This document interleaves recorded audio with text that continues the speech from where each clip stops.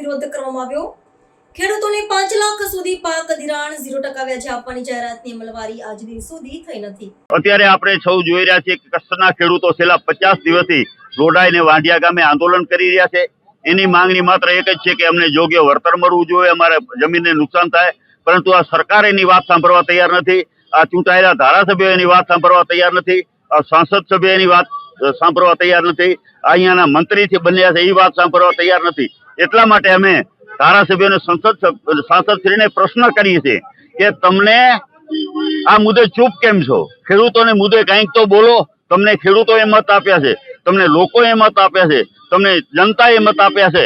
તમે ભાજપના નથી પ્રતિનિધિ, તમે જનતાના પ્રતિનિધિ છો, તો તમે ચૂપ કેમ છો? અમે અત્યારે મોઢામાં પટ્ટી બાંધી અને એને એક સંદેશો આપવા માંગીએ છીએ કે ખેડૂતોની તમે વેદના સાંભળો, ખેડૂતોને ન્યાય આપો, ખેડૂતોની માંગણી યોગ્ય વળતરની છે।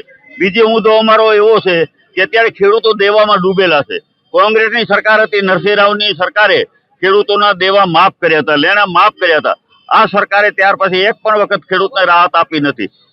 ઉદ્યોગોને તમે લેણા માફ કરો છો, ઉદ્યોગોને તમે સબસિડીઓ આપો છો અને ખેડૂતોને તમને લેણા માફ કરવામાં શું વાંધો છે? તો અમે સરકારને કહેવા માંગીએ છીએ કે ખેડૂતોના લેણા તમે માફ કરો।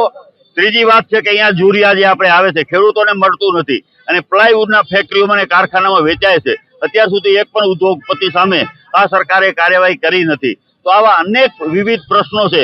5 લાખ રૂપિયા સુધીનું તમારે વગર વ્યાજે લોન આપવાની વાત કરી ખેડૂતોને, કેન્દ્રની સરકારે જાહેરાત કરેલી છે, પણ આજ દિવસ સુધી હજી ખેડૂતોને લાભ મળ્યો નથી। તો ખેડૂતો તો લેણામાં ડૂબતા જાય છે। ખેડૂત ખૂબ અત્યારે હેરાન છે। ખેડૂત નહીં બચે તો દેશ નહીં બચે। એટલે અમારી એક જ માંગણી છે, ખેતી બચાવો, દેશ બચાવો અને ખેડૂતો માટે કંઈક કામ કરો। આ અમે આજે લઈને સરકારને અમે આવેદનપત્ર આપવા જઈ રહ્યા છીએ।